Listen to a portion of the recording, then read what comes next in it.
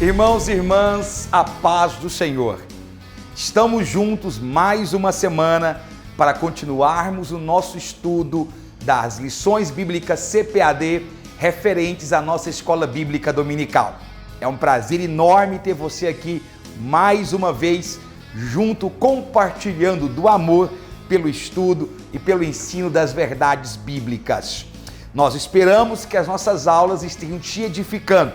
Compartilhe nos comentários o seu testemunho, diga-nos de onde você está nos assistindo, pois temos certeza que tal comentário alegrará o nosso coração. Bem-vindo e bem-vinda, o programa Escola Bíblica Dominical já está no ar. A lição de número 7, ela tem como título: Cristo é a nossa reconciliação com Deus. O nosso texto áureo está em Efésios capítulo 2, versículo 14, e diz assim a palavra do Senhor: Porque Ele é a nossa paz, o qual de ambos os povos fez um, e derribando a parede de separação que estava no meio. A verdade prática nos diz: ao morrer na cruz do Calvário, Cristo reconciliou os eleitos, desfazendo a inimizade entre Deus e os homens. Nossa leitura bíblica em classe está em Efésios, capítulo 2, do verso 14 ao verso 19. O irmão deve ler esta passagem antes de começar a meditar sobre a revista. E o objetivo geral é conscientizar que, por meio do sacrifício vicário, Cristo desfez a inimizade e entre dois povos criou a igreja. Então, está aí as principais informações da nossa lição de número 7. Antes de nós começarmos a falar sobre a lição de número 7, nós já queremos fazer aquele convite especial para você que se inscreva em nosso canal, o canal ADMP TV, um canal de bênção para a sua vida. Se você já é um inscrito, verifique se o sino de notificação que fica logo aqui, está ativado, porque ativando e selecionando a opção todas, você não perde nada do que rola aqui no canal ADMP TV. Além disso, nós também queremos lembrá-los de que o seu like, o seu joinha ajudem muito a impulsionar o nosso trabalho. Portanto, se este vídeo te ajudar, se for de serventia para você, então nos retribua gentilmente com este joinha, com este like, porque isto ajuda bastante a gente a continuar a fazer a obra do bom mestre. Claro que não dependemos apenas disso para fazer a vontade do Senhor, mas tal retribuição também é bem-vinda. Amém? Muito bom. Meus irmãos, capítulo 2, versículo 14 ao 22. Apesar de nossa lição ir até o 19, eu gostaria, com toda a liberdade do mundo, de chegar até o versículo 22, que é o último grande versículo de Efésios capítulo 2. Você está percebendo que no capítulo 2, Paulo ele apresenta uma série de cenários. Primeiro, voltando para os judeus, ele apresenta a estrutura de um homem sem Deus. No meio deste capítulo, ele resolve falar sobre o gentio e a sua condição diante de Deus. E agora, já no final do capítulo 2, na última terça parte deste capítulo, você vai ver que ele resolve fazer um balanço de como Deus trabalhou sobre duas vertentes tão distintas, judeus e gentios. Eu acho importante destacar que o capítulo 2, ele termina declarando para a humanidade a maior missão de paz que um ser já teve. Isso por quê? Porque no capítulo 2, observe bem, você vê que são apresentadas duas grandes inimizades.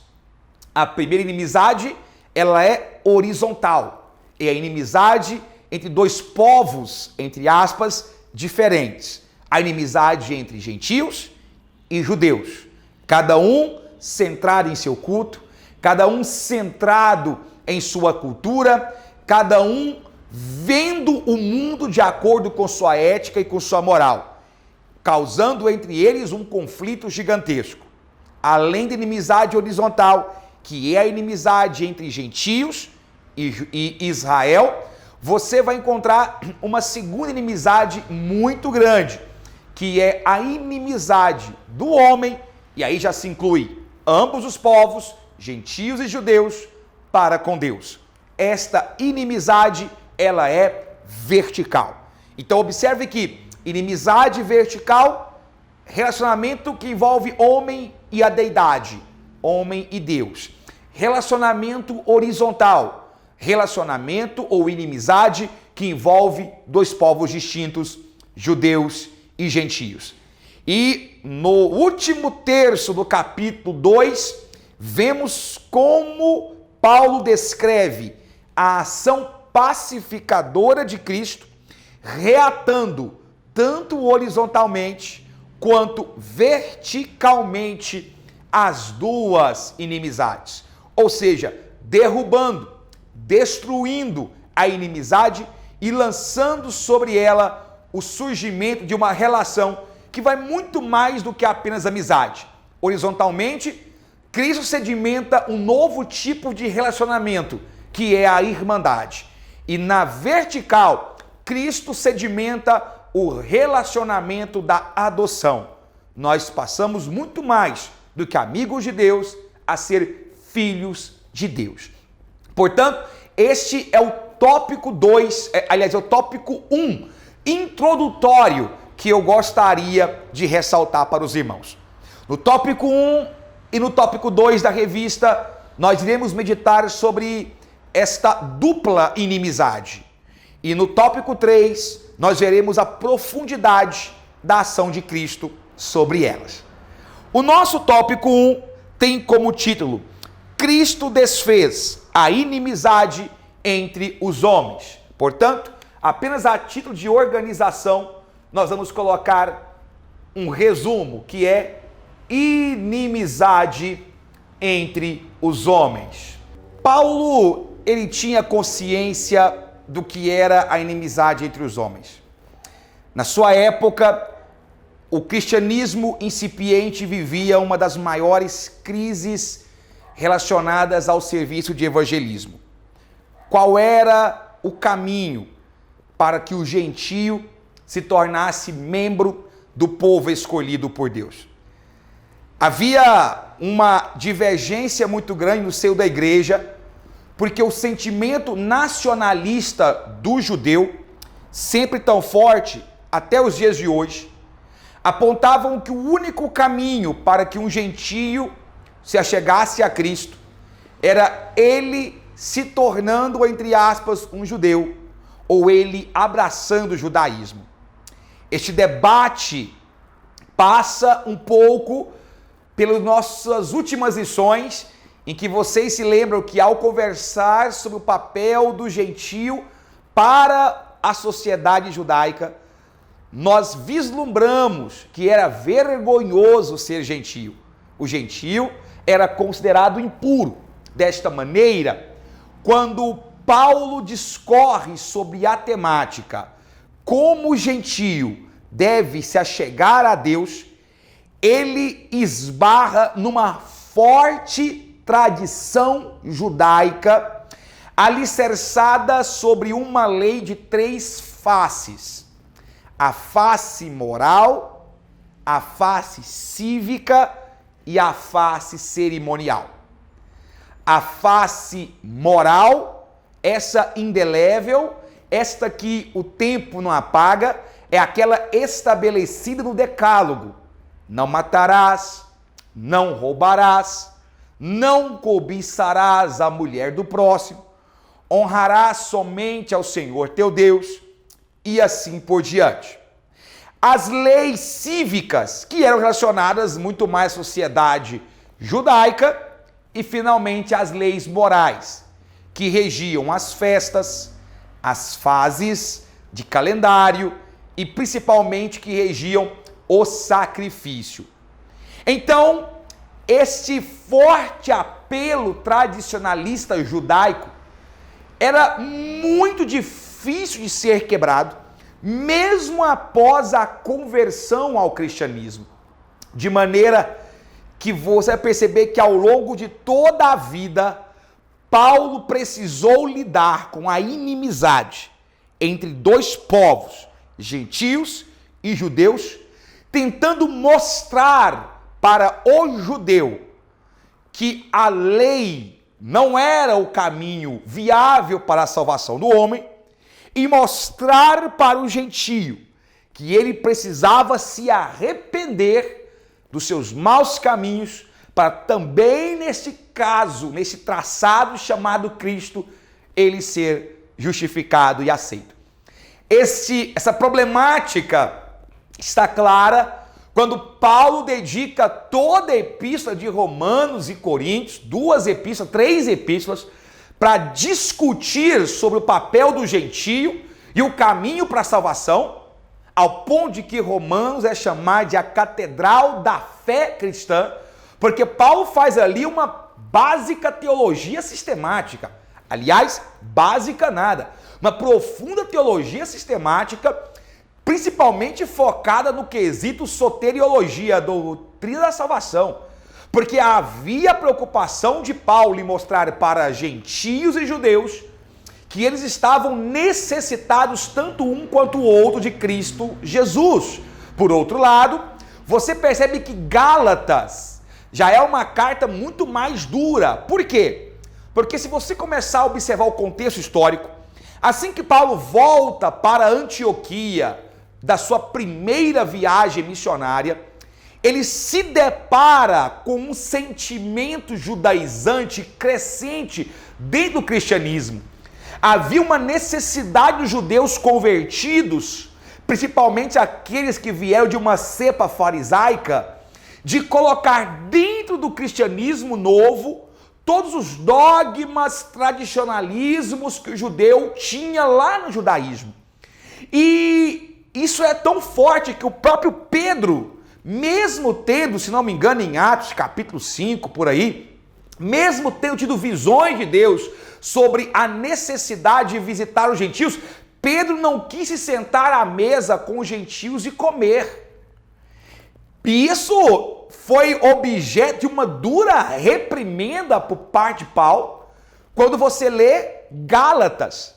A epístola de Paulo aos Gálatas é toda ela um desabafo, digamos assim, de Paulo, dizendo para aquele povo: olha, judeus, se vocês optarem por serem justificados pela lei, vocês encontrarão o desligamento em Cristo. Essa era o papel, o cenário que se desenrola. Para o judeu, era necessário manter o sinal da circuncisão. Mas eu repito a informação que eu dei agora há pouco: circuncisão, sacrifícios, luas, calendários, festas, faziam parte da lei cerimonial. Esta lei cerimonial que foi revogada em Cristo. A expressão revogada não delimita ou não diminui a expressão cumprida em Cristo, visto que uma das causas do revogamento foi o seu cumprimento.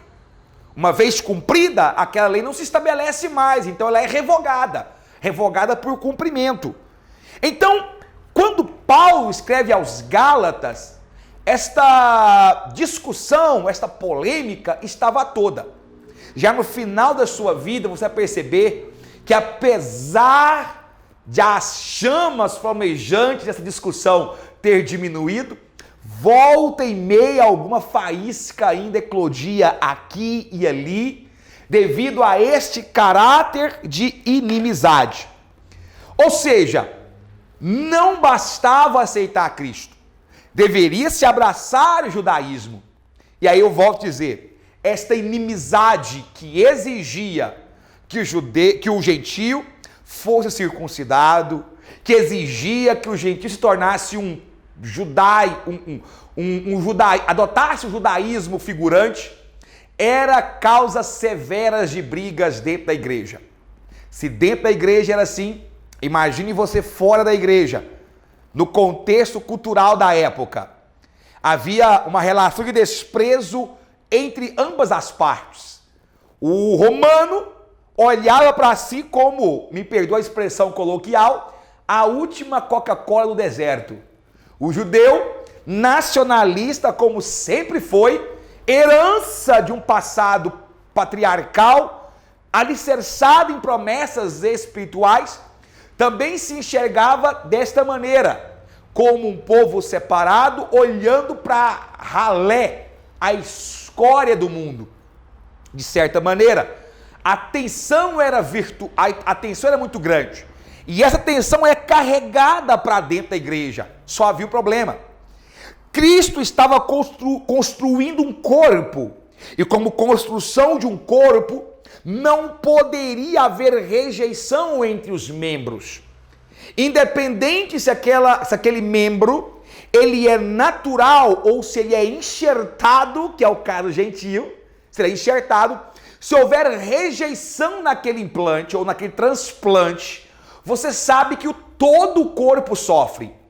Naquilo que na cabeça de Cristo, e dado a entender a Paulo que era a unidade da igreja, não era possível a igreja viver separada em dois polos distintos, de cá judeus e de cá gentios. Era necessário pôr fim a essa inimizade. E é justamente por isso que Paulo cita a igreja de Éfeso, porque em Éfeso e nos seus arredores floresce uma igreja, me perdoa a expressão, praticamente ecumênica. O ecumenismo que eu estou dizendo aqui não tem nada a ver com o ecumenismo vaticinado, pregado hoje por igrejas, que na verdade não é um ecumenismo, é muito mais um sincretismo de fé do que um ecumenismo. Tá? O fato é que a igreja de Éfeso era ecumênica porque no seu bojo convivia bem judeus e gentios. E esse era um dos grandes motivos de alegria de Paulo. Saber que dentro daquela igreja o plano de Deus estava a pleno vapor. E qual era o plano de Deus? O plano de Deus é que houvesse uma unidade entre os dois povos. Então, Paulo, quando ele começa a falar sobre isso, neste capítulo, ele fala: olha, é preciso que vocês entendam que tanto judeus quanto gentios são reconciliados com Cristo e em Cristo por uma única e mesma fé salvífica. Ou seja, ele queria que os gentios e os judeus regozijassem juntos na implantação do plano. As leis cerimoniais, as leis cívicas foram cumpridas em Cristo. Agora era a hora da graça reinar. E dentro desse novo corpo, gestado no coração de Deus, não havia mais espaço para movimentos nacionalistas humanos, não havia mais espaço para egolatria, não havia mais espaço para arrotar historiografia para lá e para cá, tentando puxar a genealogia, dizendo que é melhor que fulano, beltrano ou cicrano. Isso havia esgotado. Dentro deste organismo vivo chamado Igreja Invisível, judeus e gentios estão conectados em Cristo. Amém? O tópico 2 versa sobre a segunda grande inimizade. O tópico 2, pela paz, Cristo fez um novo homem.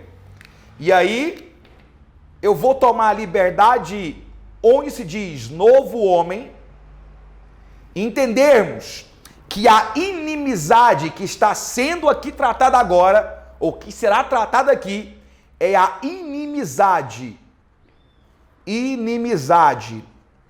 entre Deus e o homem. Se no tópico 1, Paulo fala sobre aquilo que nós tomamos a liberdade de chamar de inimizade horizontal. Aqui, Paulo se dedica a falar sobre a inimizade vertical. Ou seja, a inimizade criada pelo pecado entre Deus e o homem. Vai lembrar que o pecado, ele é o grande separador, sempre foi, entre a intimidade que um dia o homem teve com Deus. Todos nós sabemos que antes da queda havia um relacionamento profundo e íntimo do homem para com Deus. A história bíblica nos diz que no horário chamado viração do dia, Deus vinha falar com o homem. Quando o homem peca na pessoa de Adão e Eva, aquele pecado tão denso de desobediência perpassa para a sua descendência. Até o código genético é alterado. Isso é tão profundo, meus irmãos, porque todo cientista, todo biólogo sabe que uma mutação genética, que um problema genético, nem sempre ele passa de pai para filho. Muitas vezes, mutações, mesmo que seja para aperfeiçoamento, ficam com aquele indivíduo e morrem com ele. E os seus descendentes não assumem essa mutação. Não há um processo de transferência genotípica para o seu descendente. Agora, o pecado, ele rompe essa barreira, porque as suas raízes são tão densas e profundas, que apesar de terem sido cometidas num ato mental de Adão e Eva, ele afeta a estrutura não apenas espiritual, mas biológica do homem. Porque o pecado é passado numa conotação nossa, geneticamente para os descendentes. Um alcance que nenhum outro tipo de mutação foi capaz tão facilmente de alcançar, a despeito do que diz a teoria darwinista. De certa maneira, o que nós estamos reforçando aqui para os irmãos é que faz todo sentido a frase bíblica: em pecado concebeu-me minha mãe. A inimizade entre o homem e Deus possuía raízes tão densas que a única forma de reatar esta inimizade era pagando um preço capaz de cobrir a morte. E qual é o preço capaz de cobrir a morte? Outra vida. Mas qualquer outra vida? Claro que não. Uma vida isenta da cédula do pecado. Portanto, Cristo na cruz era o único bilhete premiado, era o único dinheiro, era o único pagamento capaz de alcançar esta fatura e liquidá-la. Vou dizer numa linguagem, era a única vacina capaz de penetrar no interior do homem e reativar a amizade entre Deus e o homem. Vocês vão perceber que Atos capítulo 15, versículo 9 e 11, Pedro deixa bem claro que tanto o judeu quanto o gentio precisavam da salvação. Observe o texto. Mas cremos que fomos salvos pela graça do Senhor Jesus, como também aqueles o foram.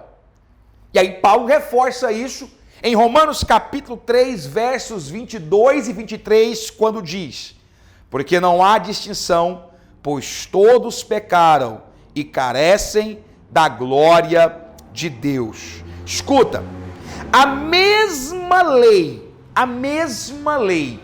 que separava o gentio do judeu, era a mesma lei, era a mesma espada que separava gentios e judeus de Cristo. Repare que essa análise ela é extremamente interessante. A mesma lei que discernia dois povos, Era a mesma lei que discernia os dois povos de Deus, separava. Ela criava uma dupla fronteira, a fronteira gentil-judeu e a fronteira Deus-humanidade. E, portanto, Paulo agora diz que por meio de Jesus, no texto que eu li aqui para os irmãos, Romanos 3, 22 e 23, Paulo diz que por meio de Jesus, judeus e gentios têm acesso ao Pai. Só que detalhe, tem acesso ao Pai em um Espírito. Esta é a frase. Eu gosto muito de reforçar que, veja bem o que diz, versículo 18 de Efésios, que tem acesso ao Pai em um Espírito. A palavra grega aqui é prosagog. Prosagog era aquele personagem que você vê muito nos livros, em séries que retratam reis e rainhas, que serviam como um anunciante do rei da visita. Esse era o prosagog. A palavra referida por Paulo a Cristo aqui é prosagog. Vou colocar aqui para os irmãos. Prosagog. Prosagog era o anunciante, era a pessoa que introduzia a presença do rei às visitas. O Francis Foucault, ele usa uma expressão que eu gosto bastante, que é a palavra acesso. Ele diz assim, olha, a expressão acesso dá a entender que Cristo funciona exatamente desta forma. Ele nos pega pelas mãos, gentios e judeus, e nos apresenta diante do Pai, nos apresenta diante de Deus. Ou seja, na expressão dessa cláusula inteira, sugere que Cristo é verdadeiramente o caminho para o Pai, conforme ele já tinha atestado aos seus discípulos. Quem vê a mim, vê ao Pai, e ninguém vai ao Pai a não ser por mim. Prosagog. Cristo é o acesso. A inimizade entre homens e a inimizade entre homens e Deus, todas elas são canceladas ou reatadas quando Cristo, ou seja, desreatadas, quando Cristo pega judeus com a sua história linda, gentios com seu arrependimento e sua natureza morta, junta debaixo de seus braços e adentra a presença de Deus, nos reatando entre nós, homens, e nós com Deus, assuntos aos céus. Ele é a porta, ele é o caminho, por intermédio deles os homens, embora pecadores, uma vez reconciliados, podem se aproximar com confiança, como diz a Bíblia, diante do trono da graça. E o nosso último tópico, o tópico 3, fala justamente sobre isso. Pela cruz, reconciliados com Deus. Reconciliados com Deus em um só corpo. A expressão reconciliar, ela é interessante, porque reconciliar significa estabelecer a paz entre. Eu vou até chamar a atenção aqui desta expressão. Reconciliar significa estabelecer a paz entre. E um detalhe interessante, que quando se fala em paz nessa passagem, o termo paz utilizado aqui é eirene. Eirene é uma paz comparada com agatossunen. Agatossunen. Tanto as duas expressões, eirene é paz entre os homens e agatossunen, paz para com Deus. Um detalhe interessante é que eirene é paz que não depende de fatores externos. Observe aqui que reconciliar é literalmente extrair todo ódio, toda ira, toda mácula que o pecado faz no homem, seja ele judeu, seja ele gentio, e estabelece a paz. E é uma paz transcendental, assim como a fé o é. Observe que o culto ele é racional, mas a fé, a paz e todo o sentimento cristão, ele é transcendental, ele supera o entendimento do homem. E claro que aquilo que supera o entendimento do homem muitas vezes é visto aí fora como loucura. Não é à toa que muitas vezes é usada a expressão Deus ocultou os sábios e revelou aos pequeninos ou aos loucos. Nem os loucos errarão o caminho do céu. Nesse sentido, se refere ao fato de que o evangelho da cruz é loucura para quem? Para os que perecem. Portanto, essa paz transcendental é o que nós sentimos hoje, em meio a um mundo caótico, em que as lideranças humanas estão preocupadíssimas com as consequências desta pandemia. E claro que nós, como seres humanos, também temos as nossas preocupações e os nossos cuidados, mas ainda assim, enquanto tudo despenca ao nosso redor, esta paz que é provinda através da reconciliação entre o homem e Deus, nos faz crer que o amanhã será bem melhor, como diz aquele hino. Que o amanhã será melhor. Sim, bem melhor. Portanto, meus irmãos, a grande verdade bíblica é que quando olhamos para a expressão estabelecer paz, você percebe que a paz da reconciliação com Deus, ela é tão abrangente que Paulo utiliza 3 expressões de unificação. 3 expressões. Paulo diz assim: uma vez que a cruz, o Gólgota, o Calvário, onde o sangue puro de Jesus Cristo é vertido, uma vez que acontece o processo de derramamento do sangue de Cristo, e que ele abre os seus braços e diz, tetelestai, está consumado, naquele momento, exatamente neste momento, você tem uma tripla unificação. Paulo utiliza a expressão, capítulo 2, versículo 19, assim, não sois mais estrangeiro, nem imigrante, pelo contrário, sois concidadãos dos santos, ou seja, nós somos em Deus unidos em uma só nação. Além disso, versículo B, porque essa é a parte A, a parte B do versículo 2:19b, e membros da família de Deus. Não bastasse uma nação, nós também somos unificados em uma mesma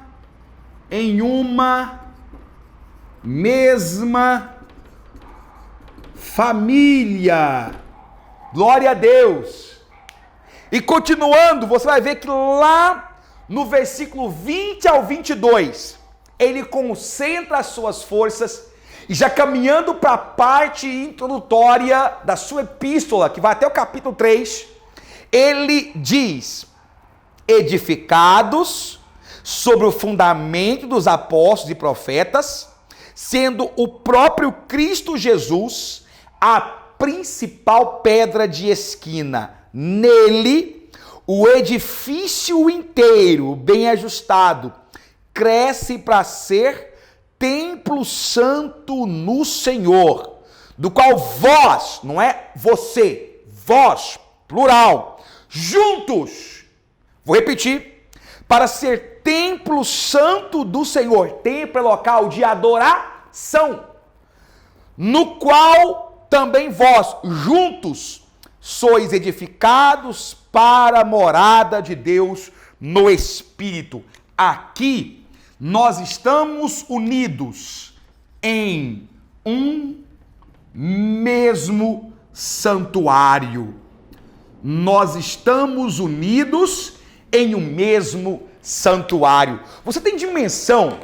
Consegue dimensionar o alcance disso?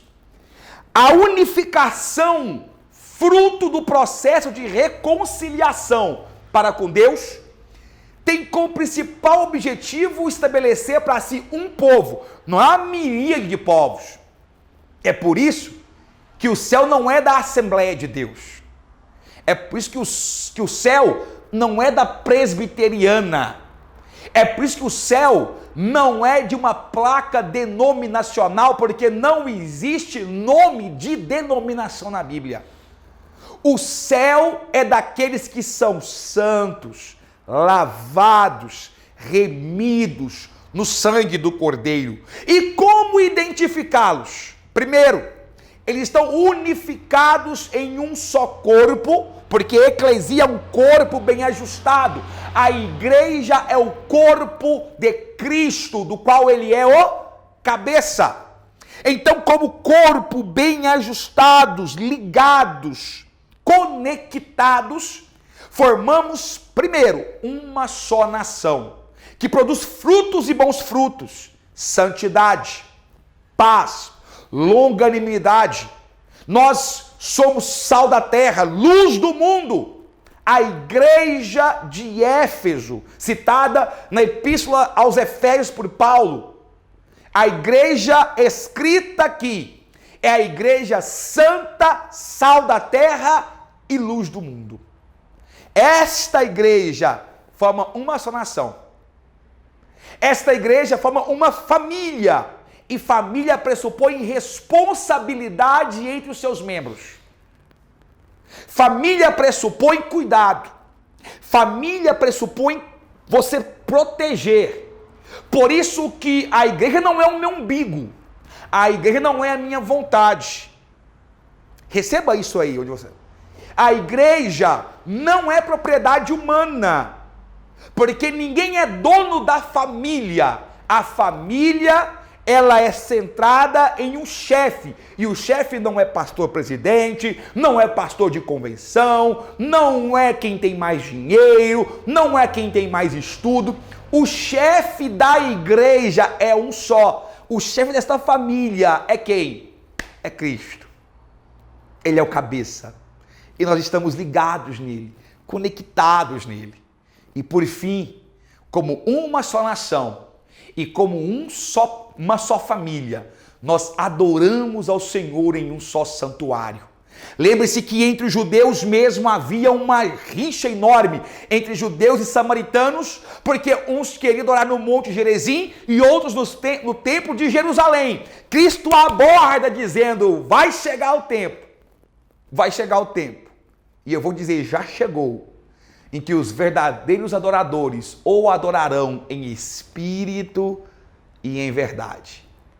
Em época de pandemia como agora, em que muitos templos ficaram fechados e outros ainda estão fechados, nada mais lúcido do que olhar para a epístola aos Efésios e perceber que o santuário que é você é edificado em cima da grande pedra angular, a pedra de esquina que posteriormente Pedro diz que foi rejeitada pelos homens.